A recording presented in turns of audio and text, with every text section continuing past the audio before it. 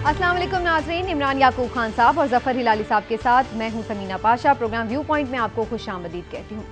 नाज़रीन, रमज़ान की रौनकें इस दफ़ा हमें कुछ फीकी फीकी दिखाई दी हैं, जहां पर लोग इस वजह से परेशान हैं कि वो जो रिवायती एक चहल पहल हमें नज़र आती थी, लोग मुख्तलिफ फ़यूज़ बरक़ात रमज़ान की समेटते थे, वहीं हम ये भी देख रहे हैं कि कारोबारी तबका भी परेशान है, क्योंकि वो फ़यूज़ बरक़ात के साथ साथ दोनों हाथों से पैसे भी बहुत ज़्यादा समेटते थे। लेकिन इस दफ़ा ना सिर्फ ये कि रमज़ान की रौनकें मांद है, बल्कि ईद शॉपिंग की वजह से जो बाज़ारों में सरगर्मियाँ हमें नज़र आती थी वो भी बिल्कुल बंद हैं, जिसकी वजह से कारोबारी तबका भी बेहद परेशान है।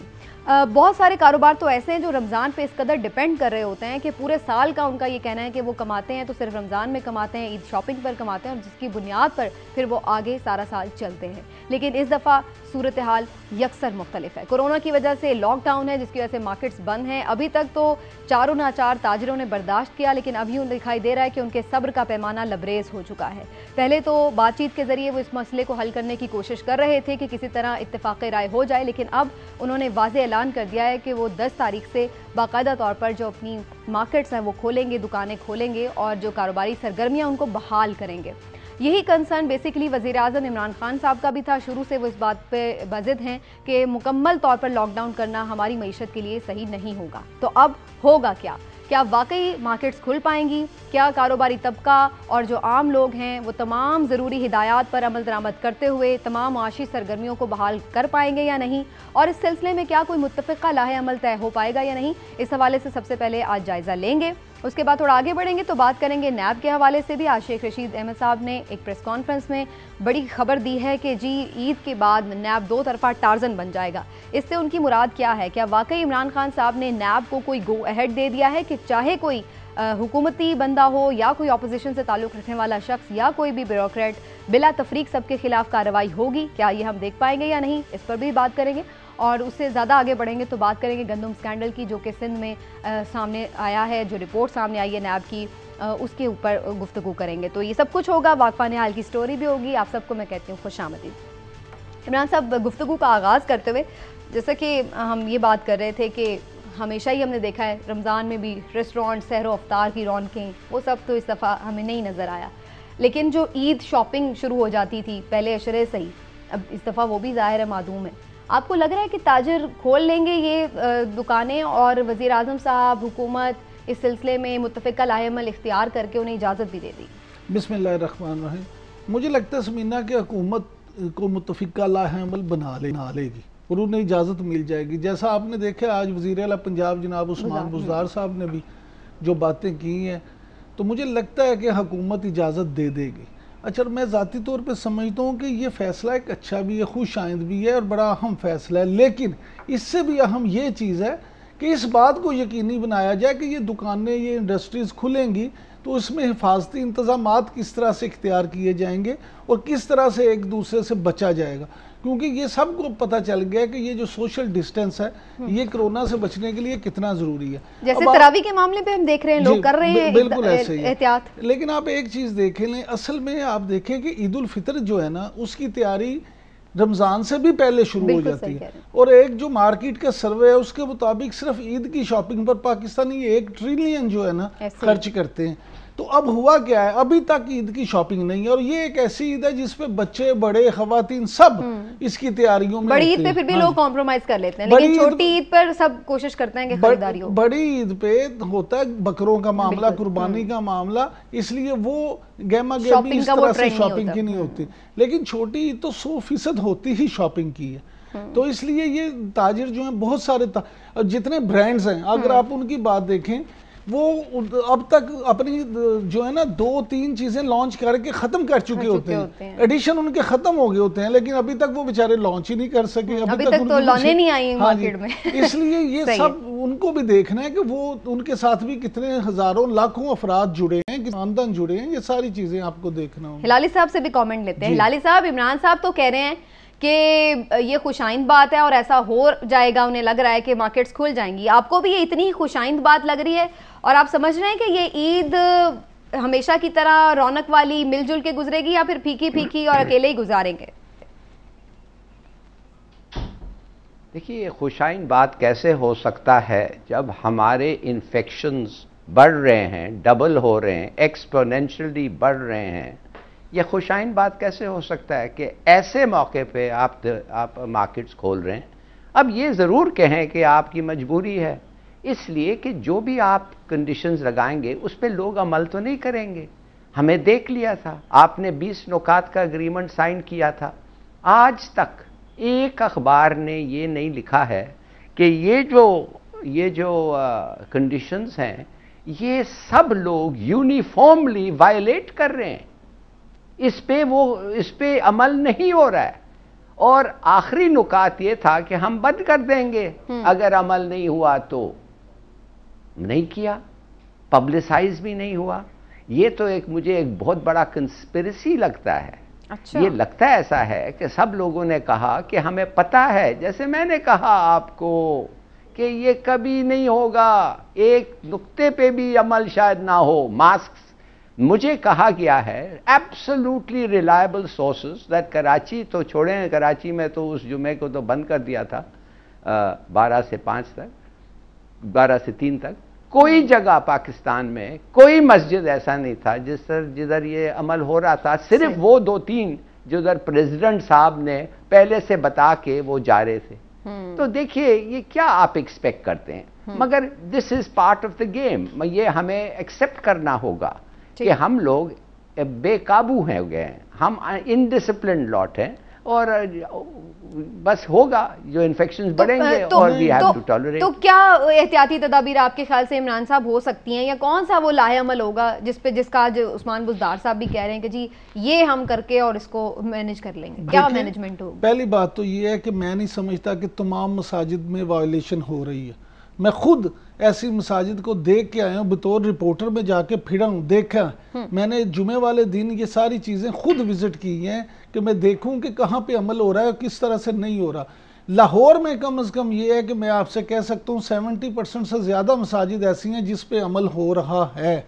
यहाँ लाहौर में जहाँ मैं खुद देख के आया हूँ, गली गली मोहल्ले मोहल्ले में मसाजिद नहीं मैं बता रहा हूँ आपको, लेकिन वहाँ भी कोई रिपोर्टिंग की बात नहीं है। बात समीना, ये लोगों को खुद अब अपनी जान का फिक्र है, और अगर ये फिक्र नहीं करेंगे लोग तो सबसे पहले तो वो खुद सफर करेंगे। लोगों को अब ये समझ लेना चाहिए कि हमें कोरोना के साथ ही अगर जीना है, हाँ जी, तो फिर हमने कैसे सर्वाइव लोग अब ये समझना शुरू हो गए हैं। अब बात ये बात है जो एक मिनट लाली साहब, अब बात ये जो कारोबार की बात है, आमतौर पे ये कहा जाता है, जो बिजनेस चैम्बर्स हैं उनकी तरफ से ये कहा जाता है कि पाकिस्तान में एक दिन का जो बिजनेस टर्नओवर है वो 50 अरब रुपए है। एक दिन कराची बंद होता है, सिर्फ एक दिन अगर हड़ताल होती है तो 3 अरब रुपए का वो कहते हैं जी नुकसान हो गया इकोनॉमी को।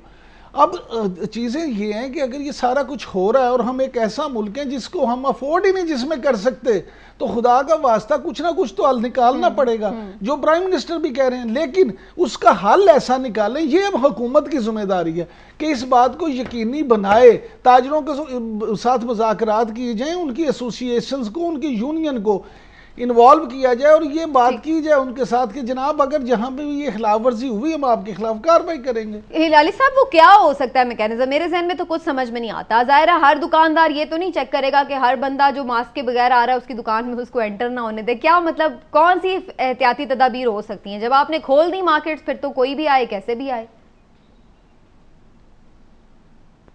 देखिए मैंने आपको इन्होंने कहा कि 70%, चलो यार 70% तुम्हारी बात ही मान लेते हैं 70%। हालांकि मुझे एक आईजी ने, जो एक प्रोविंशियल मिनिस्टर है, उसने कहा है कि 95% नहीं माना, मगर चलिए आप कहते हैं 70% लाहौर में मान लिया, चलो हम एक्सेप्ट करते हैं। तो 30% क्या गवर्नमेंट ने बंद कर दिया? क्या किया गवर्नमेंट ने? अच्छा चलिए 30% बहुत है, 10% को बंद कर दिया, चलिए 10% बहुत है। 1% को बंद कर दिया जिसका रिपोर्ट निकला है अखबार में। या लेट्स गेट रियल, अब ये जो बातें हैं प्लीज अंडरस्टैंड कि ये this is an indiscipline mob. ये एक मुल्क नहीं है। इन मामलात में और खास तौर रिलीजन मामलात में किसको नहीं पता था जब वो एग्रीमेंट साइन हुआ कि हर फर्श पे वो जो डिसइंफेक्टेंट हो सकता है। सही है। कुछ मस्जिद हैं जिनको डिसइंफेक्टेंट देखा ही नहीं है उन्होंने कभी, किसको नहीं पता था। और उनका जब साइनसेस जाके लगते हैं मैट को, कि तो वो आपको उस वक्त भी लग रहा था, तो मार्केट्स के लिए भी आप यही एक्सपेक्ट कर रहे हैं लाली साहब के मार्केट्स में भी यही सूरत हाल होगी, कोई हमें नजर नहीं आएगी एहतियाती तदाबीर और फिर ये और ज्यादा फैलेगा, आपका ये खदशा?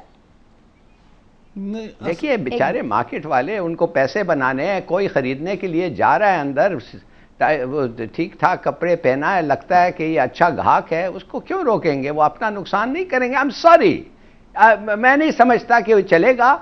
हम ये कहें कि हम मजबूर हैं अपने कमजोरियों से और अपने सिचुएशन से, हम मजबूर हैं बस। हिलाली साहब यही बात है, आप अगर देखें ना तो हुकूमत ने भी इस एग्रीमेंट से अपनी एक जिम्मेदारी पूरी की थी और इसका इजहार वजीर आजम इमरान खान ने कर भी दिया था। असल प्रॉब्लम ये है कि ये उनको खुद समझ नहीं आ रही है हुकूमत को कि करें क्या। बंद करते हैं तो परेशान है, खोलते हैं तो परेशान है। इसी तरह अब भी वो ऐसे वज़ीर आज़म साहब शुरू से ही बंद करने पे ज्यादा परेशान है। हाँ, बात यही है समीना कि आप ये देखें ना, वज़ीर आज़म का एक अपना भी आइडिया है, वो भी ये समझते हैं कि लोग भूख से ना मर जाएं, इस तरह से परेशानी ना हो। अब उनके पास या तो ऐसा मैकेनिज्म हो ना कि जिससे वो उसको हल निकाल लें। उन्हें पता है बतौर वज़ीर आज़म वो ज़्यादा सूरत हाल को समझते हैं कि वो आया इसका कोई हल निकाल सकते हैं कि नहीं निकाल सकते। अगर वो देखते हैं कि हुकूमत में बस से ज़्यादा नहीं कर सकती तो फिर वो कहते हैं अच्छा अल्लाह दी सुपुर्द फिर देखी जाएगी। बात तो ये है। लेकिन हिलाली साहब फिर इसका मतलब तो यही है, अब हम और भी ममालिक में देख रहे हैं कि कुछ लॉकडाउन में नरमी की बात कर रहे हैं, कुछ लॉकडाउन खोलने की बात कर रहे हैं, तो अल्टीमेटली ज़ाहिर है सबको खोलना तो है, बंद तो नहीं रख सकते। तो ये स्वीडन मॉडल की तरफ आपको जाता हुआ सब कुछ नज़र आ रहा है कि ठीक है, फिर जिसकी इम्यूनिटी होगी वो सर्वाइव करेगा। क्या होगा? देखिए, हमें स्वीडन से कंपेयर करना तो मैं समझता हूँ एक किस्म की गाली है। अच्छा, जिधर सब लोग पढ़े लिखे हैं, सबको पता है, मैं उस मुल्क में 4 साल रहा हूँ, इतने डिसिप्लिन लोगों को मैंने देखा नहीं है, और विदाउट एनी थ्रेट वो सेल्फ डिसिप्लिन उनमें जो है आई मीन इट्स रिमार्केबल। अब मैं आपको ये कह रहा हूँ कि इन्फेक्शंस डबल हो रहे हैं जी, हर हफ्ता डबल हो रहा है। 2 लाख फॉरसेबल फ्यूचर में अभी आने वाला है और आएगा। ये एक्सपोनेंशियल ग्रोथ है, कनेक्शन को तोड़ना है। मैंने कहा था कि अगर आप 2 हफ्ते, अगर आप एक दफे कनेक्शन तोड़ दें, 2 हफ्ते सिर्फ सबको खाना खिलाएं, 6 हफ्ते के लिए कर लें। जैसे भी आप अगर 1.5 महीना आपको लगता है इंतजाम करने के लिए करें, मगर मेक श्योर कि शहरों में, गांव में तो आसान है ज्यादा, शहरों में कम से कम 4 हफ्ते 5 हफ्ते तक लोगों को आइसोलेट करें और उसके बाद 2 हफ्ता ठहरें। अगर कोई इंफेक्शन नहीं हुआ, इट मींस वायरस खत्म, इट मींस वायरस खत्म, वुहान वायरस खत्म। अब बाहर से लोग अगर आप उनको आने देंगे, वायरस ला रहे हैं, जैसे हमारे तो हर फ्लाइट जो आ रहा है उस पर 40-50 इन्फेक्टेड लोग आ रहे हैं। हमारे में है नहीं, एक्चुअली बर्दाश्त नहीं है, डिसिप्लिन नहीं है, कॉन्सेप्ट नहीं है, थिंकिंग नहीं है, वी आर नॉट केपेबल। ये मान लें तो ठीक है। मैं सोच रहा था कि ये हमारे पास पैसे हैं इंतजाम करने के लिए, खाना काफी है इंतजाम करने के लिए, लोग हैं, फर्स्ट रिस्पॉन्डर्स हैं, मगर विल नहीं है, हिम्मत नहीं है। लेकिन इमरान साहब, हिलाली साहब ने तो लंबी चार्जशीट खोल दी। मैं बताता हूँ, हिलाली साहब जो कह रहे हैं ना ठीक कह रहे हैं। हिलाली साहब आपने तो बड़ी ऊपर की बात कर दी है, बड़ी लंबी बात कर दी है। यहाँ जहाँ पे हुकूमत अभी तक लॉकडाउन की डेफिनेशन पे मुत्तफिक ना हो सके, जहाँ पे हुकूमत ये ना फैसला कर सके कि लॉकडाउन है क्या, उससे अगर आप ये तवक्को करेंगे तो फिर मैं ऐसे ही हंसूंगा जैसे आप हंस रही हैं उससे। तो ये आपको लग रहा है कि जो खोलने का मामला, ताजिर बरादरी का जो डिमांड है, उसको लेकर के भी हमें डिवीजन नजर आएगी मुख्तलिफ सूबों में? विफाक में सिंध हुकूमत कुछ और कर रही होगी, पंजाब हुकूमत कुछ और कर रही होगी, यहाँ पे भी हमें यही नजर आएगा कि हर एक की अपनी अपनी पॉलिसी होगी। असल चीज ये है कि अगर आपने प्रॉपर प्लानिंग की होती तो आज इतने दिन के बाद ये हालत ना होती कि आप फिर इतने अरसे के बाद ये सोच रहे हैं कि अच्छा खोल दें या ना खोलें।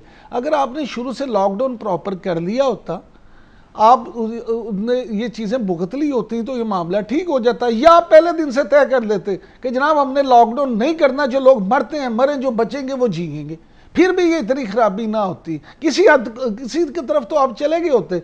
आपने अभी तक आधा तितर आधा बटेर वाला मामला किया हुआ है। आपसे लेकिन क्या ये आपको नहीं लगता कि ये सक्सेसफुल पॉलिसी थी? फिर भी हमारी ग्रोथ, अल्लाह का शुक्र है, उसमें अल्लाह का करम ही ज़्यादा है, लेकिन ये कि वो जो हम एक डेथ रेट देख रहे हैं बाहर, वो सिचुएशन यहाँ नहीं थी। जो मरीज भी हैं वो भी इतने सिवियर कंडीशन में नहीं है। ग्रोथ रेट का सुन लें, मेरी मुलाकात डेथ रेट का मैं बात कर रही हूँ कि लोग जितने मर रहे हैं बाहर, वही कह रहा हूँ, डेथ रेट की भी सुन लें। हिलाली साहब, मेरी पंजाब की एक बहुत आला शख्सियत से आज मुलाकात हुई है, वो मुझे कह रहे थे कि जी पंजाब में अमलन इस वक्त टेस्ट जो है ना वो रुके पड़े हैं, 3 दिन से टेस्ट उस तरह से हो ही नहीं रहे जिस तरह से होने चाहिए। जब आप स्लो डाउन की पॉलिसी कर देंगे तो आपका रेट तो कम आएगा।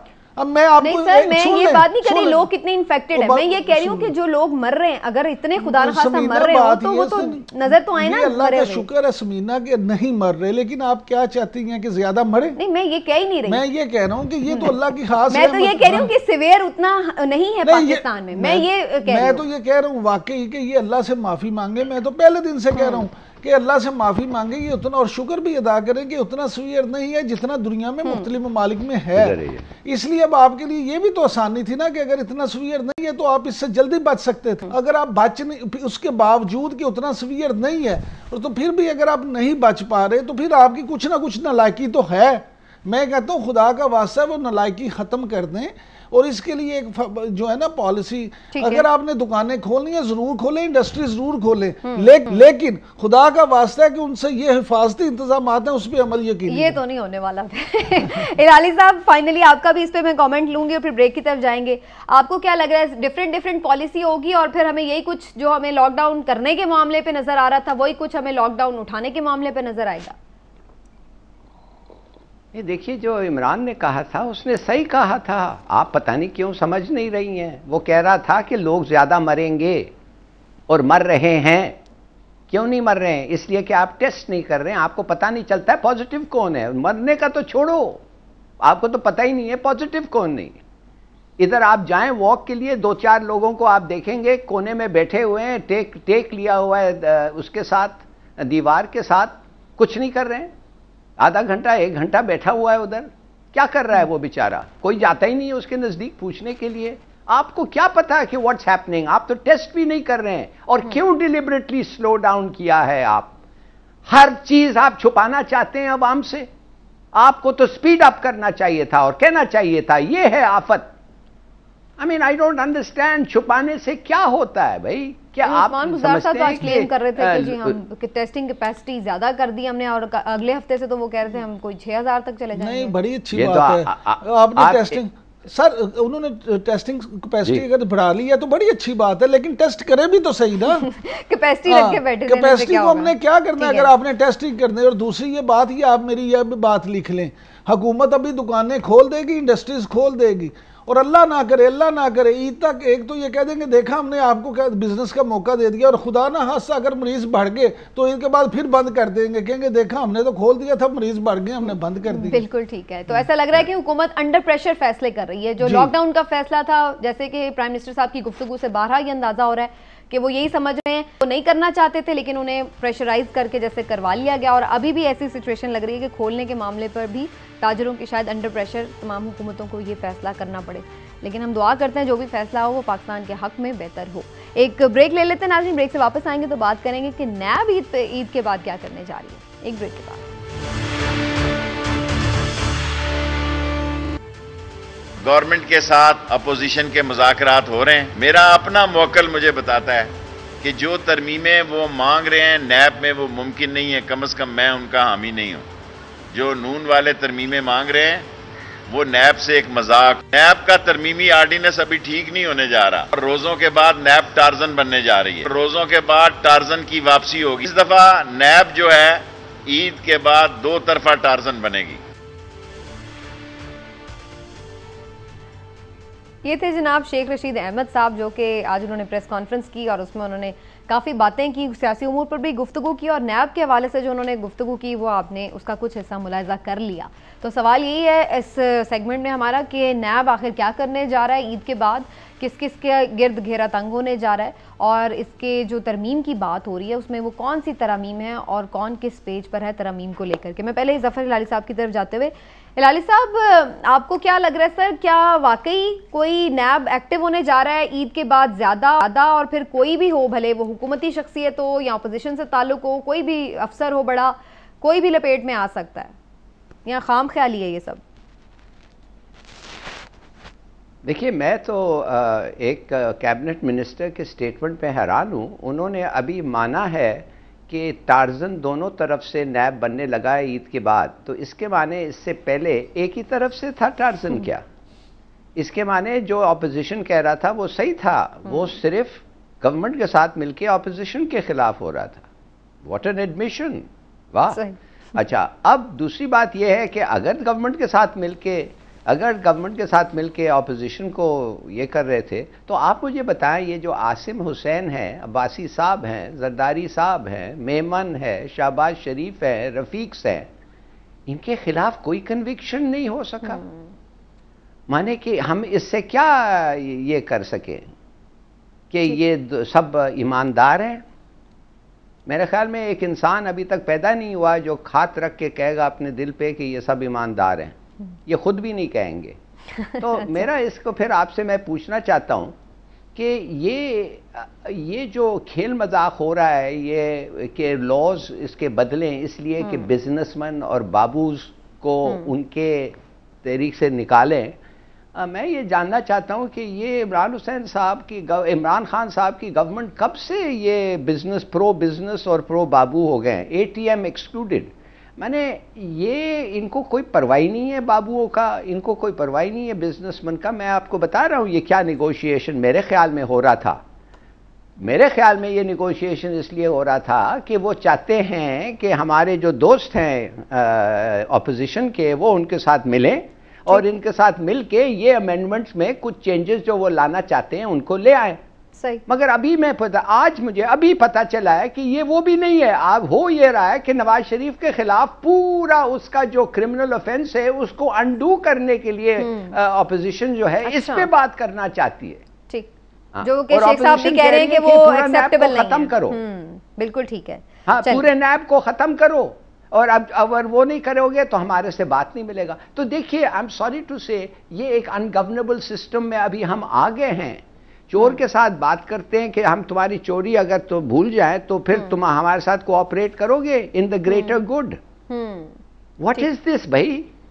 तो ये मुकमुका जिसके अगेंस्ट हमेशा नजर आते थे हमें खान साहब, वही मुकमुका वो करते हैं। हमें खुद भी ऐसे लग रहा है कि नजर आ रहे हैं जब वो बात करते हैं ऑपोजिशन के साथ। इमरान साहब, आप भी हिलाली साहब के तज्जियत से इत्तेफाक करेंगे कि ये बुनियादी तौर पर क्या कोई खेल खेला जा रहा है, कोई नूरा कुश्ती है, कोई मुकमुका है? क्योंकि यहाँ तक तो बात सवाल वैलिड है कि किसी भी पॉलिटिकल बंदे से अभी तक, सियासी शख्सियत से तो कुछ रिकवर नहीं किया नैब ने। देखिए, मैं शेख रशीद साहब के बयान के तो ज़रूर तबसरा करूँगा और काफ़ी करूँगा, लेकिन पहले मैं आना चाहता हूँ इमरान खान साहब की तरफ। आप एक चीज़ देख, इस मुल्क में क्या था। अगर आप 70 की दहाई से देखें ना, तो 70 की दहाई तक इस मुल्क में करप्शन को बुरा समझा जाता था। वहाँ पे आप देखते थे, अगर एक मोहल्ले में कोई इंस्पेक्टर रहता है, अगर कोई एक मोहल्ले में कोई सरकारी अफसर रहता है, तो उसके पास अगर अचानक से पैसे आ गए, अगर उसने अचानक से कोई गाड़ी ले ली है, उसका रहन सहन चेंज हो गया, तो लोग उसको बुरा समझना शुरू कर देते थे। लेकिन फिर क्या हुआ, 80 की दहाई से मामला ये हुआ कि हाज़ा मिन फजल रब्बी, तौबा नौज़ुबिल्लाह, क्या कहना चाहिए, इन लोगों ने करप्शन को दो हाथों से शुरू कर दिया, लूटी हुई दौलत को, और म्यार माशरे में चेंज होते चले गए। करप्शन बुरा ही नहीं समझा गया। लेकिन फिर क्या हुआ, इमरान खान को आप एक क्रेडिट दें कि उसने एक दफ़ा फिर करप्शन को एक बुराई बना दिया। एक उसने एक ऐसी चीज़ ज़रूर कर दी कि जनाब करप्शन को लोग बुरा समझे, लेकिन सिर्फ बातों तक। अब क्या सुन लें, सिर्फ बातों तक ना, अमलन तो कुछ नहीं किया। अब होगा ये कि हमारे ज़राए ये बताते हैं लाली साहब कि इमरान खान साहब, वज़ीर आज़म इमरान खान साहब जो हैं, उनके अंदर का एहतसाबी इमरान जाग चुका है जो 2018 के इलेक्शन से पहले का। अच्छा। और उन्होंने अपने तो ये फैसला किया है कि जी मैं आखिरी कोशिश ये ज़रूर करूँगा कि मैं सज़ा दिलवाऊँ। लेकिन जो शेख रशीद साहब कह रहे हैं, वो अगर आप उस पर गौर करें तो वो क्या है, शेख रशीद साहब एक बड़े गाग सियासतदान हैं। वो असल में मौत दिखा के बुखार पे राज़ी करना चाह रहे हैं। वो चाह ये रहे हैं कि अपोजिशन को इतना डरा दें, इतना धमका दें कि देखा हम ये कर देंगे, हम वो कर देंगे, ये हो जाएगा, नैब छोड़ेगा नहीं, शहबाज शरीफ साहब भी अंदर चले जाएंगे, फलाना भी अंदर चला जाएगा, ये हो जाएगा। तो उस पर फिर जब अपोजिशन जब डर जाए, हो सकता है इस काम के लिए वो नैब को भी वाकई इस्तेमाल करें। लेकिन अब ये नैब पे जिम्मेदारी है कि नैब इस्तेमाल शेख साहब की बयान से डर जाएगी आपको? लगता है नहीं, बात शेख साहब की नहीं है। शेख साहब, और वो तो फिर दोनों तरफ की बात कर रहे हैं, वो तो कह रहे हैं दो तरफा टार्जन दो तरफा क्या होगा, उसमें तो अपनी हुकूमत भाई शेख रशीद साहब हमेशा वेग गुफ्तगू करते हैं। दो तरफा वो कहेंगे, दो तरफा हो गया ना, एक मुस्लिम लीग नून, एक पीपल्स पार्टी। इसलिए आप ये देखें कि अब होगा क्या। मैं हिलाली साहब कुछ कहना चाह, हिलाली साहब आप क्या कहना चाह रहे हैं इस पर? आपको भी लग रहा है इमरान खान साहब ने गो अहेड दे दिया कि रगड़ दो? अच्छा, एक टार्जन चाहिए हमें, और वो टार्जन जो है इमरान खान को कहें फौरन टार्जन बन जाएं। अगर वो टार्जन बन जाएं और लोगों के सामने और लोगों के सामने और लोगों पे जाएं और कहें कि देखो मैं फ्रेश मैंडेट चाहता हूं, इसलिए कि ये लॉज सब करप्ट हैं और मुझे इनको तबादला करना है ये लॉज पे, मेरे पास मेजॉरिटी नहीं है, मेरे पास 2/3 नहीं है। जैसे वो जाके ये कहेगा, उसके कुछ लोग आके कहेंगे उसको कि यार खामखा 5 साल तक तो हम बैठे हैं, खामखा आप क्या कर रहे हैं, क्या कर रहे हैं। और एक दो और आके उनको कहेंगे अगर खुदा के लिए आप कह रहे हैं लोगों को पास give me a fresh mandate, फिर इलेक्शन करो, तो ये इलेक्शन तो हम हार जाएंगे, तो आप क्या कर रहे हैं। तो शायद वो बात है, मगर टार्जन बन जाए। इसलिए मैं आपको बताना चाहता हूं कि एक तरीका है कॉन्स्टिट्यूशन को चेंज करने का, और वो तरीका है कि सुप्रीम कोर्ट ने कहा है कि अगर हम पिलर्स के अंदर रहें कॉन्स्टिट्यूशन के, तो जो भी अमेंडमेंट्स हैं जो हम समझते हैं उसके पिलर्स के तहत नहीं है, उसको हम रद्द कर सकते हैं। और वो कॉन्स्टिट्यूशन फिर आप रेफरेंडम से लोगों को एक्सेप्ट करवा सके, और अगर वो कॉन्स्टिट्यूशन एक्सेप्ट हो गया तो फिर इलेक्शंस होंगे जो जुडिशरी कंडक्ट करेगी। मेरे ख्याल में अगर ये सोल्यूशन हम नहीं ऑप्ट करें, अगर हम if we don't go in for this solution, तो टार्जन क्या वो बकरी, सबसे बुरा बकरी के तरह इमरान खान महसूस हुआ होगा लोगों को। They will turn around and से कि भाई ये 5 साल के लिए करप्शन को भी ये कर दिया। आप यकीन कर सकते हैं कि नवाज शरीफ इंस्ट्रक्शंस दिया है अपने लोगों को, खासतौर शायद खाकान अब्बासी को, कि नहीं, हालांकि वो कहते हैं हम तुम्हें माफ कर देंगे, मैं पूरा नैब लॉ को चेंज करना चाहता हूं, मैं नैब को खत्म करना चाहता हूं। अगर वो नहीं हुआ, मैं ये कह रहे हैं कि कश्तियां जला के इमरान खान साहब आ जाएं और साफ साफ बता दें कि ये इतना प्रैक्टिकल है इन हालात में? बिल्कुल प्रैक्टिकल नहीं है। इमरान खान साहब नहीं आएंगे, क्योंकि अगर इन्होंने जिस तरह हिलाली साहब कह रहे थे रेफरेंडम भी कराया, तो रेफरेंडम में उन्हें भी पता है कि वो रेफरेंडम में कामयाब नहीं होंगे। अब इमरान खान का वो करिश्मा इस वक्त नहीं है, क्योंकि वो पौने 2 साल में कुछ कर नहीं सके।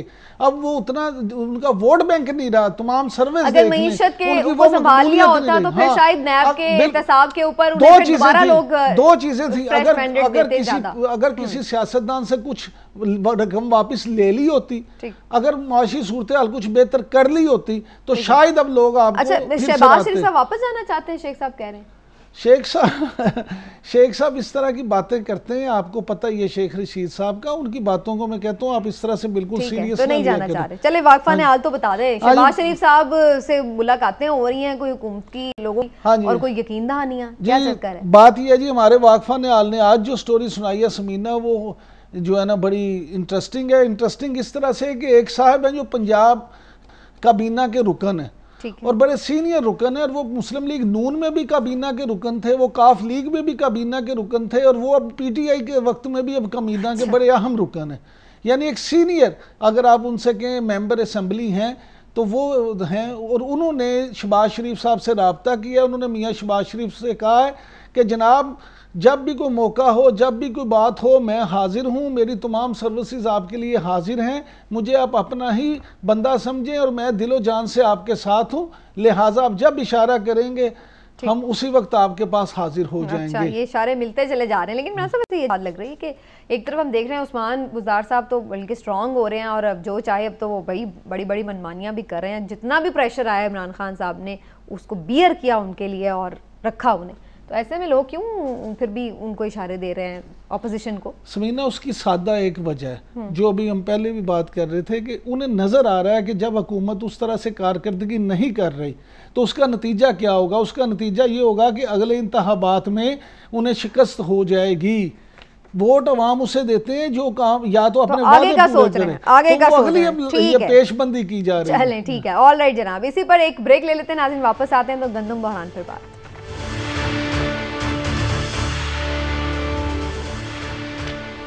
वेलकम बैक नाजरीन। सिंध गंदम स्कैंडल रिपोर्ट मंजर आम पर आ चुकी है। इस पर हम ज़रूर डिटेल में बात भी करना चाह रहे हैं, लेकिन अभी हमारे पास वक्त की थोड़ी कमी है, तो कल हम इंशाल्लाह डिटेल में इस पर बात करेंगे।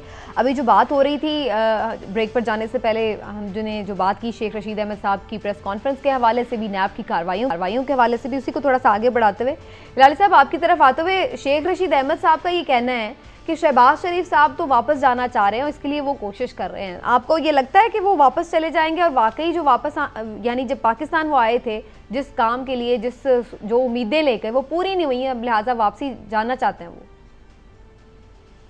बिल्कुल जाना चाहते हैं, मगर उनके खिलाफ एक और केस है और उनका नाम ECL पे है, तो फिर सौदाबाजी फिर शुरू हो जाएगा। अब जाने के पहले उनको कुछ कंसेशंस देना पड़ेगा, और जब वो कंसेशंस दे जाएंगे तो फिर अदालत उनको मिरेक्युलसली इजाज़त भी कुछ रीज़न के लिए, शायद पता नहीं क्या मिल जाए, वो चले जाएंगे। फिर चले समझ नहीं आ रहे ये हो क्या रहा है भाई, ये पूरा सिस्टम ही जो ऐसा है। गिरफ्तार नहीं आप होता देख रहे हैं उन्हें, क्योंकि इस पर बात हो रही है कि वो शायद उन्हें गिरफ्तार कर लिया जाए। हमारा जो नया टार्जन निकलने वाला है जी, वो टार्जन अगर इनको शायद गिरफ्तार कर दे तो बड़ी अच्छी बात होगी, इसलिए कि खुदा जाने कितने पैसे इन्होंने बनाया। बस वो एक स्काई स्क्रेपर इल्फर्ड में जो खड़ा हुआ है, उसको देखने के साथ आदमी सोचता है पता नहीं क्या क्या और कितने पैसे निकाले होंगे। मगर मेरा अपना ख्याल ये है कि वो बड़ा मुश्किल है। टार्जन किसी ना किसी जगह से टार्जन क्या जेन ही निकल आए। अच्छा, तो टार्जन तो फिर ये नहीं होगा, कोई ना कोई समझौता हो जाएगा। ये सिस्टम ही खत्म हो गया है। ठीक है, कोई जाना चाह रहा है और कोई वापस आना चाह रहा है। व्यू पॉइंट ने बार बार ओवरसीज पाकिस्तानियों की नाज़रीन आवाज़ उठाई है और हमने हमेशा उनका वो रिप्रेजेंट करते हुए बताया कि कहाँ कहाँ से लोग वापस आना चाह रहे हैं, मुश्किलात का शिकार हैं। और इमरान साहब, अब जापान से भी कुछ लोगों ने रब्ता किया है? हाँ जी, जापान से जो पाकिस्तानियों की एक वहाँ पे एसोसिएशन है, उनके अहदेदारों ने रब्ता किया है और उनका ये कहना है कि जनाब पाकिस्तान में हर कोई अमेरिका में बसने वाले पाकिस्तानियों की बात करता है, यूरोप में बसने वाले पाकिस्तानियों की बात करता है, इवन मिडिल ईस्ट की बात की जाती है, लेकिन यहाँ जापान में भी 20,000 के करीब पाकिस्तानी हैं जो फंसे हुए हैं, जिनकी हालत वहाँ भी काफ़ी ख़राब है, जो बड़े शदीद मसाइल का सामना है उन्हें, ख़ास तौर पे कोरोना की वजह से। लेकिन उसकी तरफ ना तो कोई हुकूमत देख रही है, ना उनकी वापसी के लिए कोई इकदाम किया जा रहा है।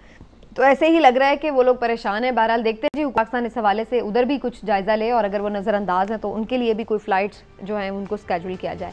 इसी पॉइंट पर नाजरीन, आज के प्रोग्राम का वक्त खत्म हुआ। आपसे इजाज़त चाहेंगे, कल इंशाल्लाह फिर आपसे मुलाकात करेंगे। इजाज़त दीजिए, अल्लाह हाफ़िज़।